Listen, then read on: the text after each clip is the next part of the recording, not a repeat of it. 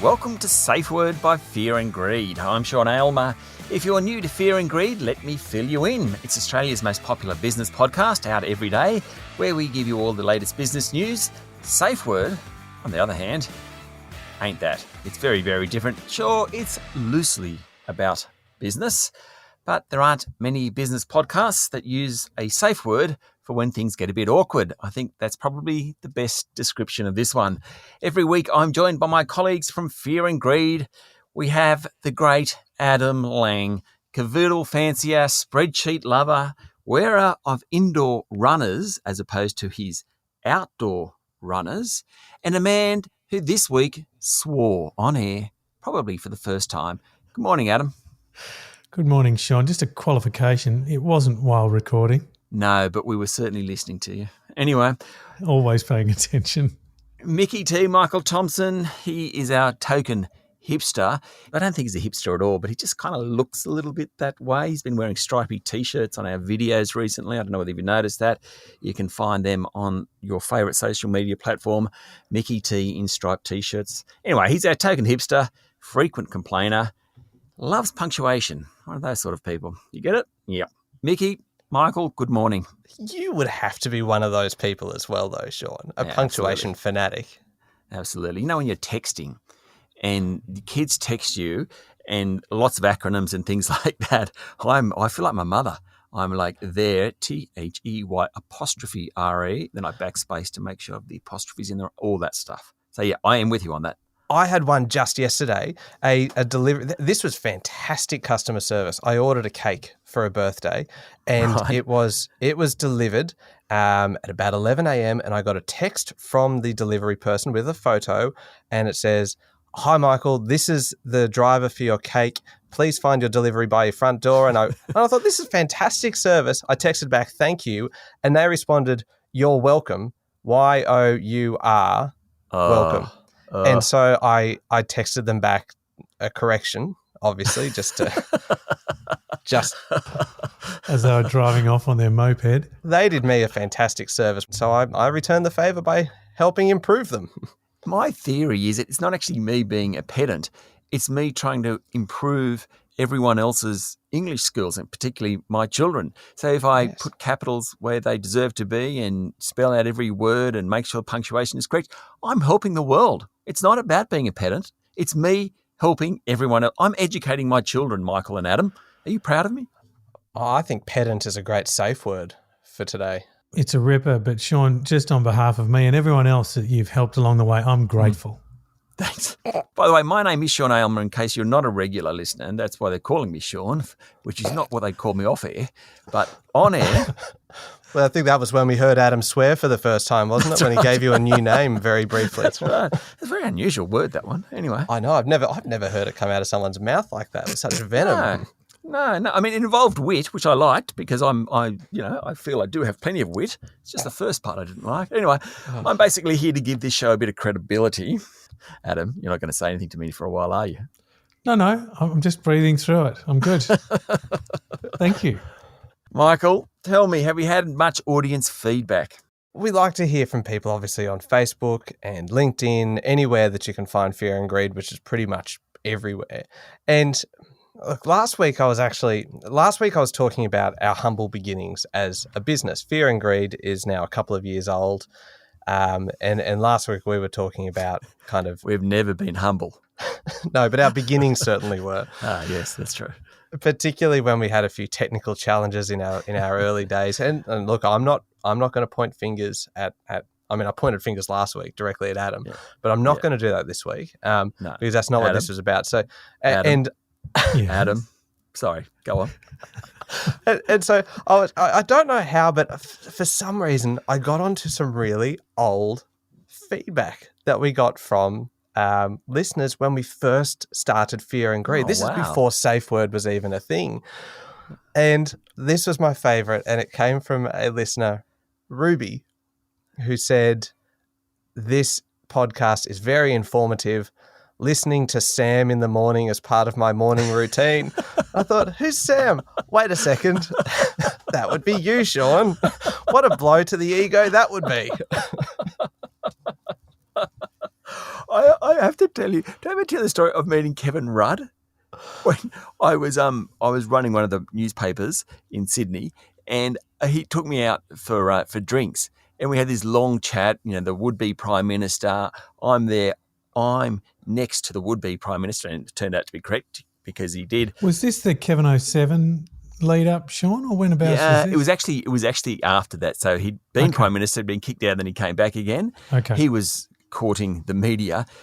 We chatted for an hour, right? He wanted to know politics. He wanted to know my views. I was really important. As we got up, he shook my hand. He goes, "Thanks very much for coming, Shane." You don't even know my name. Oh, that is so uncomfortable. Thank you, Keith. See you at the election polls. Same as Ruby, Shane, Sam, doesn't matter. Oh, that is brutal. I love it. Look, I can't complain. No one has ever been able to remember my name. Oh, yes. Yeah, Mickey, you've had that in radio stations. You've complained previously that people just forget your name, like you're not there. Yep, the colleague who I had worked with for would have been probably 5 or 6 years at this point. And then finally, and we'd seen each other every single morning across that time. And then she just turns to me in the kitchen. It's very early in the morning, about 6 a.m. She goes, "Look, I'm sorry, but are you Tom?" I'm like, no, I'm Michael. She's like, "Oh, okay, that's all right." And then 2 days later, same place, same kitchen, same process. She turns to me and she goes, "Are you Tom?" I'm like, "Nope, still not Tom, still Michael. Thanks for that." It was this is pre-hipster days. Oh, gosh, yeah, I wasn't very memorable back then. I don't think I'm that memorable now, but hey. But going back to the feedback from Ruby, I just love that. That was just that kind of really sums up humble beginnings, doesn't it? Love the podcast. Really big fan of this Sam bloke presenting it. That happens to be Sean Aylmer, very respected business journalist, held very kind of prestigious positions within various companies within Australia. But hey, to you, Ruby, he's Sam. Ruby, you and Kevin Rudd. I take no offence. We also had another question from a listener on Facebook, and I thought I'd mention this. This isn't really kind of feedback. This is more of a question from a listener that, hey, let's address it now. And this comes up because a couple of weeks ago we were talking about the things that you've just given up on learning. Well, mostly me that I've given up on learning things because there's only so much time in your life. There's only so much space in your brain. Yeah. You've got to prioritize kind of learning the things that you actually need to know or really want to know. And I admitted to both of you, which I shouldn't have done, and I've learned that lesson about admitting anything to either of you, that I hadn't been able to get my head around the conversion of gallons to litres. Yes. And I still haven't looked it up because it just seems so confusing that just why would I spend time kind of learning that? But then out of nowhere, this guy, Nick, on Facebook has commented, "Heard you talking about gallons and litres a couple of weeks ago on Safeword. Have you guys worked out yet that there are UK and US gallons as well?"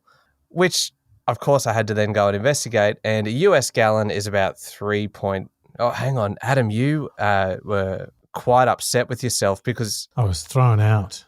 For so long in my life, I've been getting the calculation wrong at 3.76 instead of 3.8.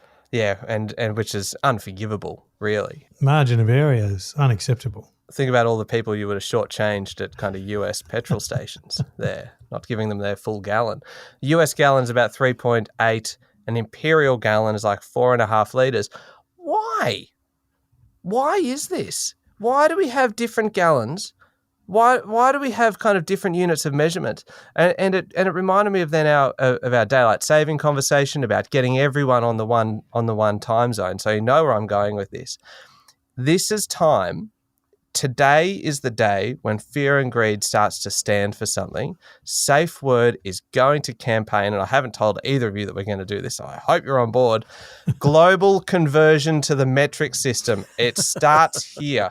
Are you with me? I'm in. I'm all the way with you, Michael. Oh, yes.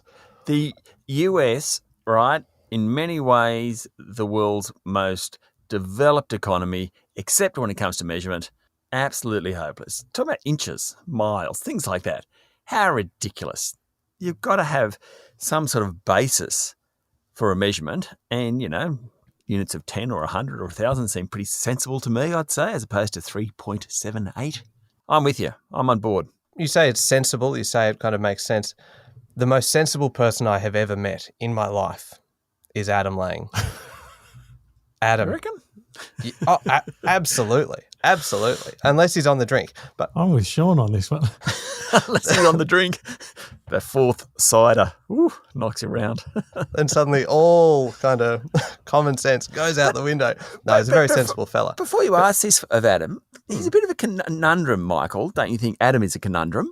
So This is turning back into a feedback session for me, isn't it? I was just being silent for a while here. You can't hide, Adam.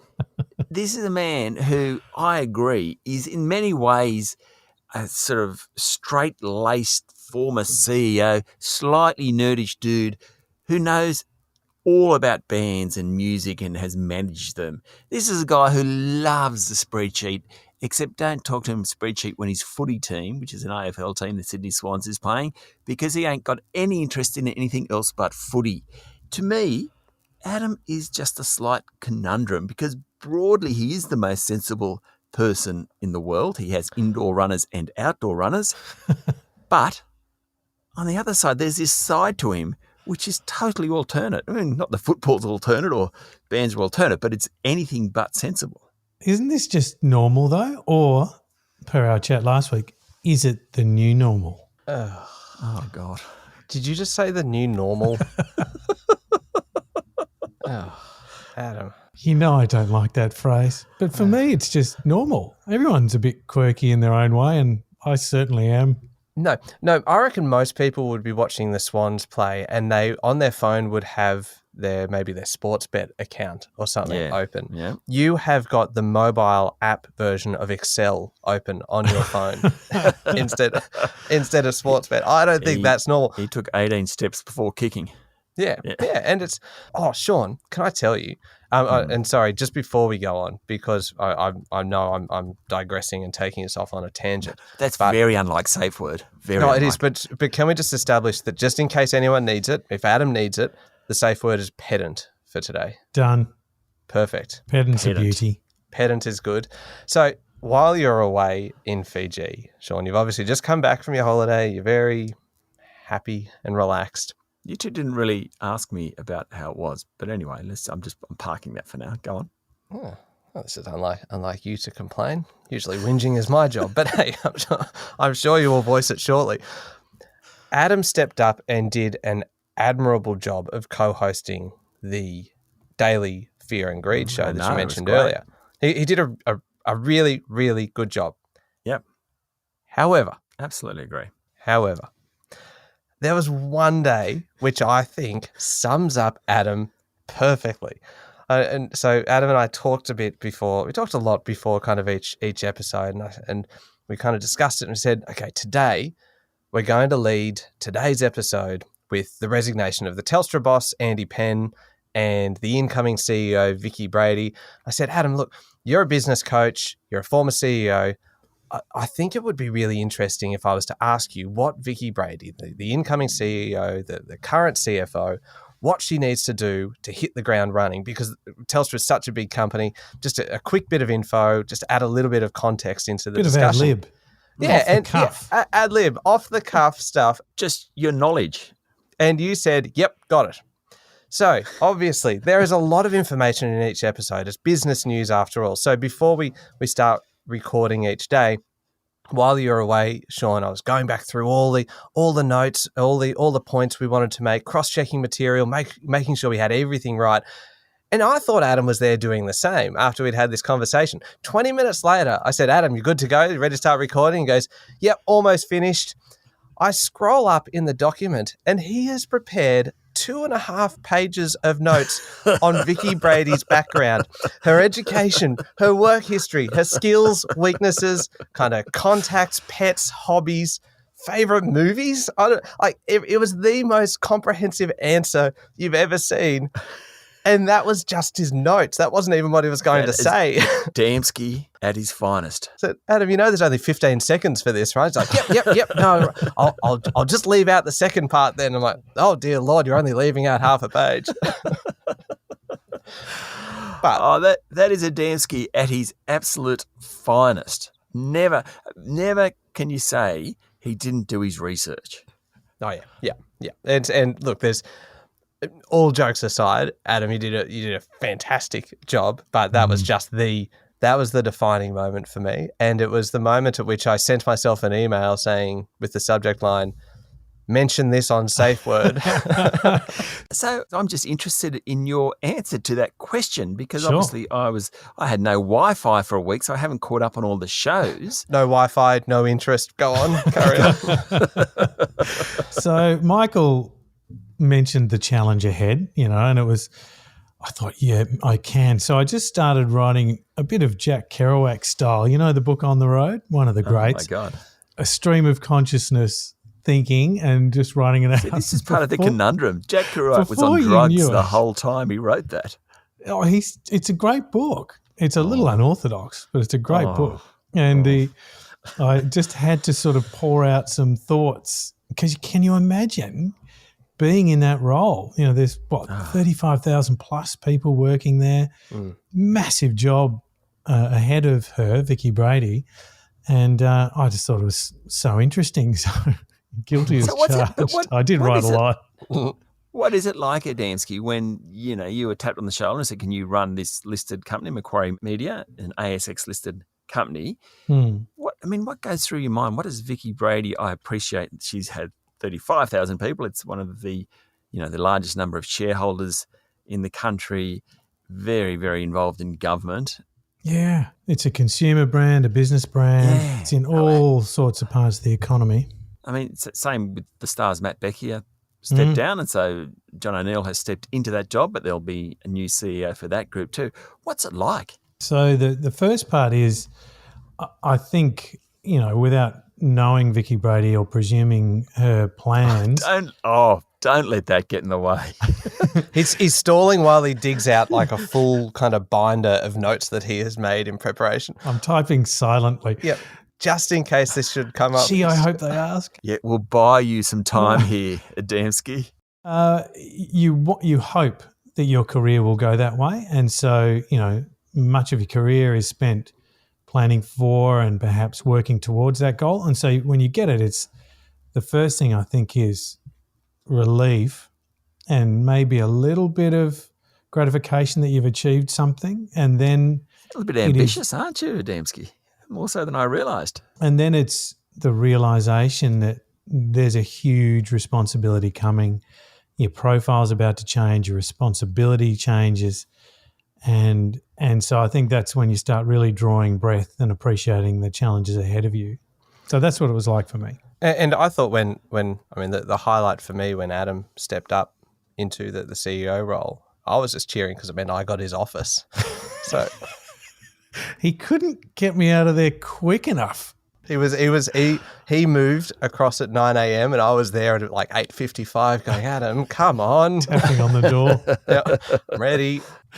But back to that contrast of a couple of CEOs who've resigned, and I think that is just such a big difference in how the two companies are run of Star and Telstra. But I just thought, what an incredible difference. When you've got companies running the way they are and all's going well, profits are okay, you might presume an awful lot. And it's usually when pressure gets applied that things get tested. And so we had, in these instances, two very different resignations of CEO. From the outside looking in, Andy Penn's resignation as Telstra CEO looked very orderly, very well transitioned to an internal candidate, Vicky Brady. In Star Casino's case, we have what looks like a lot of pressure, alleged scandal, and Matt Bekia's resignation. And then the chair, John O'Neill, stepping in because there's no one ready to step up. So it really is to me such a remarkable contrast between those two companies, but also how they've been run. Yeah, I remember last year QBE Insurance, there was its CEO stepped down basically, or was forced to step down on the day, and they replaced him very quickly, and that was because of, we're not really quite sure why that was, but obviously he hadn't kept up with the code of conduct for QBE, and they asked him to leave, which he did, and they had a replacement very quickly. I mean, it's that whole succession planning thing which really, really matters. Challenger was another one. QBE and Challenger, I think, did a really good job in when the person stepped down, and in both cases it was fairly unexpected. They had someone in the wings waiting. I agree with that. AMP is probably a bit different. Mind you, AMP and the Star, Crown last year, they are different companies because that's all happening amid a lot of media scrutiny. And that must be hard for a CEO personally. Most CEOs, I think, do their job and try and do the absolute best they can. And it must be very difficult in those circumstances, though, when there's media scrutiny on what's happening. All the bank bosses, I mean, 3 of the big 4 in the last couple of years have got new CEOs. The old CEOs being forced to resign, basically. Pretty tough. You know, one of the things that struck me about this is the announcements that came out. We've been talking recently about business buzzwords. So it wouldn't surprise you both to know I did a little bit of research during the week on business buzzwords. When you say a little bit of research, can you kind of quantify that for us? Like, is it a little bit by your standard or by, well, no, how many pages? How many hours, days, or pages? Well, look, let's leave that to the side for the moment because that's not what's most not relevant. Neatly dodged. That's a former CEO right there. Go on. So, and this one's out of the dailymail.co.uk, and it is 90% of us are sick of jargon and believe people use it to cover up their shortcomings. So when, and as you would expect, there are varying responses around the world, but 2/3 of people more think that actually, even though they hate them, that they still use them from time to time. So it's like, well, we've mentioned guilty pleasures before, right? So it seems that even though we hate them, we do find them slipping out of our mouths from time to time. One of the ones that most people really dislike, blue sky thinking, which I thought was quite innocuous. Thinking outside the box, right behind it. Low-hanging fruit, number 3, and touch base at number 4. Now, if I was to use those 4 phrases, blue sky thinking, think outside the box, low-hanging fruit, touch base. Michael, have you both hated those and used them from time to time before? I use touch base. Okay. And oh God, my attention span is so bad I've forgotten what the other ones were. Blue sky thinking, thinking outside the box, and low-hanging fruit. That's not thinking outside the box, though. I think is actually useful. I mean, to me, yes, I know it's jargon, but it is actually useful just to describe something. That if you say you want people to think outside the box, you could just spell it out for them. I want you to come up with ideas other than what you would normally come up with. We're okay to be a little bit open to new ideas. Or you could just say, think outside the box on this. Easy. It gives people permission to be more broad in their thinking. So you know what? Daily Mail, I think your poll is rubbish. It was probably a pain point they had, and they were looking for quick wins. Can we move on? They knew their core competency and was worried about the customer journey. They were looking for synergies. They needed a deep dive. Blah, blah, blah. Do you know one of the biggest ones that not everyone, but most people disliked? And it's curiously mathematical, so I'm sure you're wondering why it appeals to me. No. So can we guess at this before you tell us? Yeah, go on. Curiously mathematical that they really dislike. Touch point. No. Why is that curiously mathematical? No, I just wanted to say the word touch point. And you, Michael? Can you give us a clue? Oh, I'll give you the phrase. Giving 110%. Oh, but you like that because you're a sporting nut. No, it doesn't work. Is your gripe with that the fact that it is mathematically impossible to give 110%? Yeah, it's nonsensical. Yeah, therefore not helpful. But it is helpful to say that people reached and exceeded their their ability to contribute. Percentage of capacity. But that's illogical, Michael. People cannot exceed their ability. 2 + 2 = 4, not 5. Pedant. I'm actually using the safe word on you both because you are in fact being pedants. And it's just so this is like a that's true.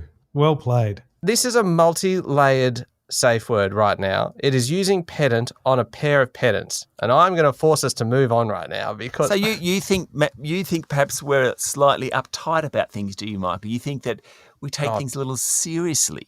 Well, yes, and thank you for providing me with such an elegant segue into what I want to talk to you about, which is actually more than just you taking things seriously, and I know that you do, and we've already established that Adam is the most serious human alive today. Mm-hmm. Companies being too serious. And it feels actually a bit odd to say this after we've talked about how companies respond to allegations of misconduct within their ranks, because that is probably the reason. They shouldn't take that seriously. Well, and I think that is the reason why companies are being so serious about everything, because they are obviously, there is so much scrutiny on what companies do and how they respond to particular situations. But I actually wonder then whether at the same time, corporate Australia is losing a sense of humour as well. And I'm asking this because of April Fool's Day. That in the past... Before we go any further, has corporate Australia ever been a laugh a minute in your experience? A laugh once every 365 days on April Fool's Day. It's not a laugh a minute. It is just once a year. That's all I'm asking. Get a sense of humour on April 1st every year. Remember, it used to be you couldn't open the paper on April Fool's Day without seeing a dozen ads for products that don't exist or for services that are just farcical. And it was always good fun going through and seeing what companies were actually willing to spend a little bit of money on just to have a bit of fun and to get talked about because they were doing it. Obviously, it's not just kind of to exercise a sense of humour. They do get talked about doing it. But it feels like that sense of humour has entirely kind of gone. Well, not entirely gone. There were a couple of examples from April Fool's Day the other day with kind of Vegemite and Arnott's doing Vegemite flavoured Tim Tams, which is obviously not real. Amazon Prime announcing kind of Australian TV series about bin chickens and parking inspectors and all that kind of stuff.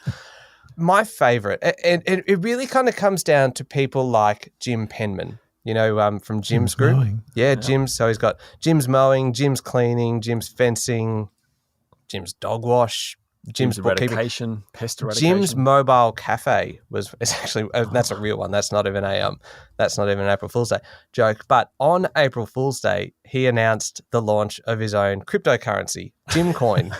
That's good. And so they even produced a full website. I think it was jimcoin.com.au. Entirely dedicated to it. There was a video announcing the launch, a stack of fancy looking charts and things. And if you scroll kind of right down to the very bottom of the page, there's a frequently asked questions section with only one question. And the question was, is this a joke? And the response was, yes, this is an April Fool's joke. If you follow Jim Penman on social media, you will know firsthand he detests cryptocurrency and everything it stands for. If you want to make serious money, a Jim's franchise is your best option. That is brilliant. Well played, Jim Penman. I thought that was fantastic. And I just love companies that have a bit of a sense of humour. One more. Sorry. Dyson. Yeah. Did you see the product? Yes. That they launched the other day. And I don't even know whether to bring this up in a discussion about April Fool's jokes, because this was the Dyson Zone, their new product that combines noise-cancelling headphones with an air-purifying mouthpiece that kind of goes across the mouth. It looks like science fiction. The timing was terrible because they announced it 2 days before April Fool's Day. So everyone just assumed it was a joke. But apparently it's not. Apparently it's real because There was no kind of announcement from the company going, yeah, we tried to get one over you all, but it's a joke. There's been no announcement like that. It's continuing to be reviewed on tech websites and more discussion about it online. So the time for that has well and truly passed. I mean, I don't know. I think that's terrible timing for an announcement if it was real. But I I quite actually like the idea of a Dyson Zone. I love our Dyson vacuum. Oh, lovely. Yeah, Dyson's best products. Oh. Best. I mean, the vacuum cleaners are absolutely, and they're really so. In the Museum of Modern Art in New York, there's a bunch of Dyson products there because they've always just pushed the barriers further in terms of the technology for really useful products. Yeah. So they're not trying to send people to the moon; they're just trying to purify the air whilst listening to music without interruption. That's pretty cool. It is. It is. Adam, you are a bit of a gadget kind of guy. And when in doubt, we just go back to Adamski because he's such a complex character, really. He's got that many little bits and pieces, be it runners, gadgets, spreadsheets. He loves a gadget, and he's always able to kind of justify the purchase of a new gadget. How about, Sean, I don't know whether you know this one. He bought a new phone about 6 or 7 days ago, a brand new phone, kind of powerful technology, right? He manages to cause the entire phone to crash because he tried to copy over his full 50,000 song catalog from Apple Music from one phone to the other, caused the entire phone to die. I wouldn't even know 50,000 songs, let alone have them all there and actually want to listen to them and care enough about them to copy them over. You blew up your phone, Adam. Look, I did, but it wasn't quite as bad as you're suggesting, Michael, unsurprisingly. Are you saying I'm exaggerating? Yes. This is outrageous. I do have that amount of songs on my machinery, my iTunes machine. I didn't try and copy over that many, but however many I did copy across seemed to have fried it. And I had to take hang on. Yep, that sounds like a pedant. They're right there to me. Yeah. Hang on. You were trying to copy over all 50,000. You only got through the first 5,000, and that was enough for the phone to cark it. No, it wouldn't surprise you to know that I haven't managed to grade or rate each one of those 50,000 songs. So that would surprise us. It's a work in progress. And so Do you have your albums, right? Because I'm sure you'd have albums, wouldn't you? I only have a small collection left. I got rid of all my CDs and most of my albums some time ago. When you had them, did you have them in alphabetical order? Yes. There you go. Of course. Case closed. By artist or album name? Artist. Artist, of course, then like books. By chronology of when the album was released. And then if they were released in the same year, it was then kind of more subjective in terms of the personal impact that it had. No. You still know when they're released. March is before November. That's right. God. Good old Gregorian calendar. I love the fact that you can get Gregorian calendar into this conversation somehow, Adamski. We are running out of time. But I was going to finish by campaigning for decimalisation. I think Michael's onto something here. We'll have to leave that for another time. I'm just so happy that for once you both agree with me. I'm used to calling for change, global kind of change, and trying to help the world become a better place. And you two are just happy to sit there and just let the world burn and just kind of carry on as we are. Normally I'll call for change and there'll just be tumbleweeds. And today you both are on board. I kind of took the wind out of my sails. I had nothing left to say after that. I was ready for an argument. It says a lot about the change that you normally are calling for, doesn't it, really? Have you thought of it that way? Well, getting everyone on the same time zone is a fairly significant change, and that would benefit everyone. So you want everyone on the same time zone? Doesn't matter whether it's night or day. Is that what you're trying to say? Like getting Australia on the same time zone. Western Australia, same as New South Wales. Good idea. Real smart. Oh, yes, pedant. You just because once again you're being a nitpicker, Sean. That's what's happening here. You come back from Fiji all refreshed, and you're like, you know what I'm going to do? I'm going to nitpick. Nitpicking. Now that reminds me, because you haven't asked me about Fiji, and I'm dirty about that. But speaking of nitpicking, come on. But we are coming to the end, and I want to tell you about a book I read in Fiji, and I don't really read that many books. But we do on the show like to talk about our favourite albums or things like that. I think we're going to broaden it out. Well, I'm going to broaden it out anyway because I read a cracking book. What was it? Which I'm going to recommend to you two. Spot Goes to the Park. That's very funny. Took 4 days. Whew. It only took 4 days to read. Yep. Now, I've always been a massive John Irving fan, who is one of the great American writers. But in more recent times, a guy called Jonathan Franzen, who at one point had a very big fight with Oprah Winfrey, which is why I first started hearing about him. And I've been reading his books, and I read his latest book, 2021, so it's only a year old, Crossroads by Jonathan Franzen. You two buffoons would do yourself a favour by going and reading something that's got more than 10 pages in it. Oh, Jonathan Franzen, Crossroads. okay. Go get it. Very well. Thank you for the tip. Have you two got anything we can you can suggest I should be listening to, watching, things like that? I have a suggestion. Oh, I've got here we go. Mine's a TV show. Bluey, I bet. Well, absolutely. Everybody in Australia should be watching Bluey, and if you are not watching Bluey, you are in fact un-Australian and should leave. But the show I'm recommending is on free-to-air TV, so it's a bit of a novelty anyway. Travel Guides on Channel 9. Have you ever watched it? No. Is that the one with the people? No. I Yes, it's the It's one where families go to different. Yep. Like, Yep. Yeah, I have seen it.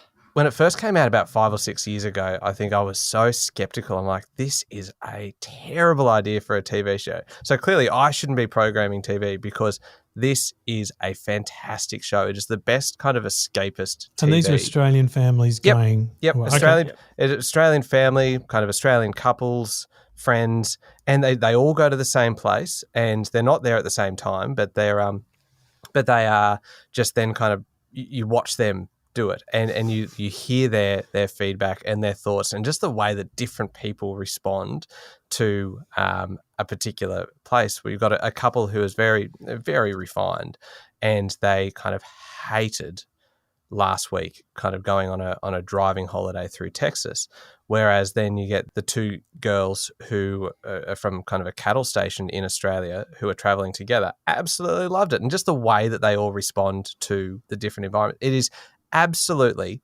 fantastic TV, and it is probably the most underrated TV show currently on screens in Australia. I love it. You're somewhat about 5 years behind. So my kids have watched that for a number of years. I don't think they're watching it this time around. It is kind of a good show. I love the fact, Mickey, that a hipster like you has suddenly come to the party. Season 6. I have never hidden the fact that I'm very slow to catch on to the latest trends. Right. But we have been watching it for a few years now, but this is the first time I have publicly endorsed it, as though that means something. They'll be delighted. Adamski, have you got anything to share with us that we should be doing this week? 2 things. One, the book I'm reading, Sean, is actually pretty old, a few decades now, maybe 6. Joseph Campbell, The Hero with 1,000 Faces. It is a pretty tough read, but it's amazing. You're not selling it very well at the moment. No, Go on. I feel like I should read it, and it's good, but it's hard for me anyway. And then the other one is for those of us who haven't heard Australian artist Genesis Owusu, ARIA Award winner, making international noise, cracked the floor of the Enmore Theatre in Sydney with the crowd's reaction to his performance. Quite an exceptional sound and band. Genesis Owusu. So the music recommendation is Genesis Owusu. Yeah. The TV recommendation is Travel Guides. We're up to season 5. I've just checked that out. The book recommendation is Jonathan Franzen's Crossroads. We're going to have a busy week. Hang on, how come no one's allowed to kind of pass judgment on your recommendation, Sean, or your recommendation, Adam? Have you read the book? Well, no, but Going to judge you anyway. Have you seen the band? Genesis Owusu? pedant, move on. Move on, I'm calling the safe word. Right. I think safe word has become a euphemism for Michael finding himself in deep water, getting out. That's about it, fellas. Thank you, Sean. Thanks very much for listening to Safe Word by Fear and Greed. Mickey, I think you've really done an exceptional show today. MVP, I would say. I think so. Thanks, Sean. Adamski, we didn't hear quite as much from you, but as a result, you sort of stayed out of fire a little bit more. Really? Does it feel like that, Adam? Does it Strangely not, but I know it's for my own betterment that you give me these feedbacks. So absolutely. I'll keep working on it. That was Safe Word by Fear and Greed. Don't forget to hit follow on Safeword so you get a new episode every week. Tell your friends, your family, your colleagues, your dogs, everyone. I'm Sean Aylmer. Have a great day.